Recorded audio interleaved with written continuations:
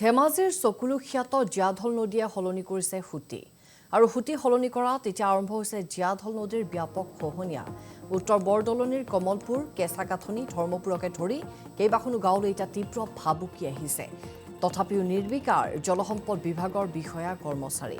৩টা মাহৰ ভিতৰতেই জীয়াঢলৰ এটা সুঁতি কমলপুৰৰ দিশে বৈ অহাৰ ফলত নৈৰ বুকুত যা গৈছে ১০০ পুৰা কৃষিভূমিৰ লগতে ৪০টাকৈ পৰিয়ালৰ ভেটি।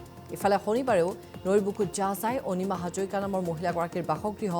নিজাববীয়াকৈ গছৰ ডাল বাঁহ কাটি খহনীয়া প্ৰতিৰোধৰ চেষ্টা চলাইছে এইসকল লোকে।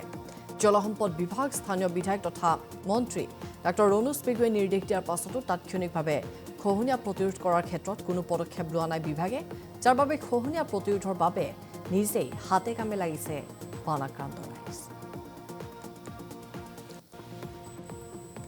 আজি ধৰক আজি মোটামুটি আজি শনিবাৰৰ পৰা ধৰি আমি জল বিভাগত কোনোবা আহি থাকে, আহি কওঁতে আমনি লাগি গ'ল। আকৌ উপায় নাপায় আজি নিজে লাগিবলগীয়া বাধ্য হৈছে। বতৰো ভাল হ'ল, সেইটো কাৰণে নিজে বোলো প্ৰটেকশ্যনটো ল'ম বুলি ভাবিছোঁ আৰু নিজৰ মাটিটো আৰু নিজে। এতিয়া ডাল কাটি আনি পিনি অকণমান জেং ঠেং বান্ধি দিম বুলি ভাবিছোঁ। তাৰ কিজানি অকণমান প্ৰতিৰোধ হয় বুলি ভাবিছোঁ তাকে। গতিকে মাটিটো মোটামুটি ১০০ পুৰা মানৰ বেছিয়ে হ'ব। ৮০-৯০ ঘৰ মানুহটো পৰা খেতি নাই, একেবাৰে সম্পূৰ্ণ গুচি গ'ল। আকৌ বাহিৰততো যোৱাটো আছেই। কিন্তু কৈছোঁ, কিন্তু কথাটো কোনো কামত দিয়া নাই। কৰিম বুলি আজিলৈকে শনিবাৰৰ পৰা গৈ আজি সোমবাৰ পালে আজিলৈকে এতিয়া নহয়। বতৰটো ভাল হোৱাৰ কাৰণে নিজে লাগিবলগীয়া বাধ্য হৈছে। ৰাইজক কৰিব নিজে লাগিব বিচাৰিছোঁ। কৰিম এতিয়া কাহিনীকে কৰিব, গোটেই গাঁওখন উতৰি যোৱাৰ পিছত কৰিব নেকি তেনেকৈ ভাবিছোঁগৈ আৰু। নিৰাময় মানে জেংটো বান্ধিলে নিৰাময় হ'বই, যেনেকৈ হ'লেও খৰাটো অকণমান কমিব। সেইটো কাৰণে দেখিছোঁ আকৌ আমি নৈ কাষত থাকোঁ যেতিয়া এনেকৈ বান্ধি দিলে দেখি পাওঁ। সেইকাৰণে বান্ধিবলৈ কাৰণে নিজে চেষ্টাটো কৰিব ধৰিছোঁগৈ আৰু।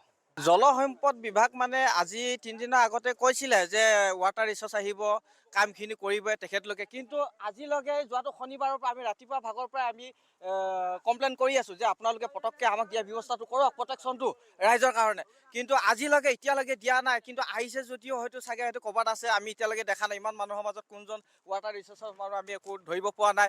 গতিকে আগবাঢ়ি আহক, এই চেনেলৰ যোগেদি কৈছোঁ আৰু মন্ত্ৰী মহোদয়কো কৈছোঁ, আমাৰ স্থানীয় বিধায়ক ৰণোজ পেগু ডাঙৰীয়াকো কৈছোঁ, অতি সোনকালে প্ৰটেকশ্যনৰ ব্যৱস্থাটো কৰক। নহ'লে আপোনাৰ ইয়াত এতিয়া যিমানখিনি ঘৰ গৈছে ৪০-৫০ ঘৰ, হয়তো আৰু চাগে শ ঘৰ যাব। খুব আছে যদি আপোনাৰ ৩০ মিটাৰৰ পৰা ১০ মিটাৰো নাইগৈ সেই ঘৰ চুবলৈ। আৰু এইখিনিতে সময় হৈছে চমু বাণিজ্যিক বিৰতিৰ। ধেমাজিৰ চকুলোখ্যাত জীয়াঢল নদীয়ে সলনি কৰিছে সুঁতি আৰু সুঁতি সলনি কৰাত এতিয়া আৰম্ভ হৈছে জীয়াঢল নদীৰ ব্যাপক খহনীয়া। উত্তৰ বৰদলনিৰ কমলপুৰ, কেঁচাকাঠনি, ধৰ্মপুৰকে ধৰি কেইবাখনো গাঁৱলৈ এতিয়া তীব্ৰ ভাবুকি আহিছে। তথাপিও নিৰ্বিকাৰ জলসম্পদ বিভাগৰ বিষয়া কৰ্মচাৰী। ৩টা মাহৰ ভিতৰতেই জীয়াঢলৰ এটা সুঁতি কমলপুৰৰ দিশে বৈ অহাৰ ফলত নৈৰ বুকুত যা গৈছে ১০০ পুৰা কৃষিভূমিৰ লগতে ৪০টাকৈ পৰিয়ালৰ ভেটি। ইফালে শনিবাৰেও নৈৰ বুকুত যা যায় অনিমা হাজৰিকা নামৰ মহিলাগৰাকীৰ বাসগৃহ। নিজাববীয়াকৈ গছৰ ডাল বাঁহ কাটি খহনীয়া প্ৰতিৰোধৰ চেষ্টা চলাইছে এইসকল লোকে। জলসম্পদ বিভাগ, স্থানীয় বিধায়ক তথা মন্ত্ৰী ডাঃ ৰণোজ পেগুৱে নিৰ্দেশ দিয়াৰ পাছতো তাৎক্ষণিকভাৱে খহনীয়া প্ৰতিৰোধ কৰাৰ ক্ষেত্ৰত কোনো পদক্ষেপ লোৱা নাই বিভাগে, যাৰ বাবে খহনীয়া প্ৰতিৰোধৰ বাবে নিজেই হাতে কামে লাগিছে বানাক্ৰান্ত ৰাইজ। আজি ধৰক আজি মোটামুটি আজি শনিবাৰৰ পৰা ধৰি আমি জল বিভাগত কোনোবা আহি থাকে, আহি কওঁতে আমনি লাগি গ'ল। আকৌ উপায় নাপায় আজি নিজে লাগিবলগীয়া বাধ্য হৈছে। বতৰো ভাল হ'ল, সেইটো কাৰণে নিজে বোলো প্ৰটেকশ্যনটো ল'ম বুলি ভাবিছোঁ আৰু নিজৰ মাটিটো আৰু নিজে। এতিয়া ডাল কাটি আনি পিনি অকণমান জেং ঠেং বান্ধি দিম বুলি ভাবিছোঁ। তাৰ কিজানি অকণমান প্ৰতিৰোধ হয় বুলি ভাবিছোঁ তাকে। গতিকে মাটিটো মোটামুটি ১০০ পুৰা মানৰ বেছিয়ে হ'ব। ৮০-৯০ ঘৰ মানুহটো পৰা খেতি নাই, একেবাৰে সম্পূৰ্ণ গুচি গ'ল। আকৌ বাহিৰততো যোৱাটো আছেই। কিন্তু কৈছোঁ, কিন্তু কথাটো কোনো কামত দিয়া নাই। কৰিম বুলি আজিলৈকে শনিবাৰৰ পৰা গৈ আজি সোমবাৰ পালে আজিলৈকে এতিয়া নহয়। বতৰটো ভাল হোৱাৰ কাৰণে নিজে লাগিবলগীয়া বাধ্য হৈছে। ৰাইজক কৰিব নিজে লাগিব বিচাৰিছোঁ। কৰিম এতিয়া কাহিনীকে কৰিব, গোটেই গাঁওখন উতৰি যোৱাৰ পিছত কৰিব নেকি তেনেকৈ ভাবিছোঁগৈ আৰু। নিৰাময় মানে জেংটো বান্ধিলে নিৰাময় হ'বই, যেনেকৈ হ'লেও খৰাটো অকণমান কমিব। সেইটো কাৰণে দেখিছোঁ আকৌ আমি নৈ কাষত থাকোঁ যেতিয়া এনেকৈ বান্ধি দিলে দেখি পাওঁ।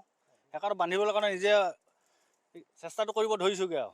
জলসম্পদ বিভাগ মানে আজি 3 দিনৰ আগতে কৈছিলে যে ৱাটাৰ ৰিচোৰ্চ আহিব কামখিনি কৰিব তেখেতলোকে কিন্তু আজিলৈকে যোৱাটো শনিবাৰৰ পৰা আমি ৰাতিপুৱা ভাগৰ পৰা আমি কমপ্লেইন কৰি আছোঁ যে আপোনালোকে পটককৈ আমাক দিয়া ব্যৱস্থাটো কৰক প্ৰটেকশ্যনটো ৰাইজৰ কাৰণে কিন্তু আজিলৈকে এতিয়ালৈকে দিয়া নাই কিন্তু আহিছে যদিও হয়তো চাগে হয়তো ক'ৰবাত আছে আমি এতিয়ালৈকে দেখা নাই ইমান মানুহৰ মাজত কোনজন ৱাটাৰ ৰিচোৰ্চৰ মানুহ আমি একো ধৰিব পৰা নাই গতিকে আগবাঢ়ি আহক এই চেনেলৰ যোগেদি কৈছোঁ আৰু মন্ত্ৰী মহোদয়কো কৈছোঁ আমাৰ স্থানীয় বিধায়ক ৰণোজ পেগু ডাঙৰীয়াকো কৈছোঁ অতি সোনকালে প্ৰটেকশ্যনৰ ব্যৱস্থাটো কৰক নহ'লে আপোনাৰ ইয়াত এতিয়া যিমানখিনি ঘৰ গৈছে 40-50 ঘৰ হয়তো আৰু চাগে শ ঘৰ যাব খুব আছে যদি আপোনাৰ 30 মিটাৰৰ পৰা 10 মিটাৰো নাইগে সেই ঘৰ চুবলৈ আৰু এইখিনিতে সময় হৈছে চমু বাণিজ্যিক বিৰতিৰ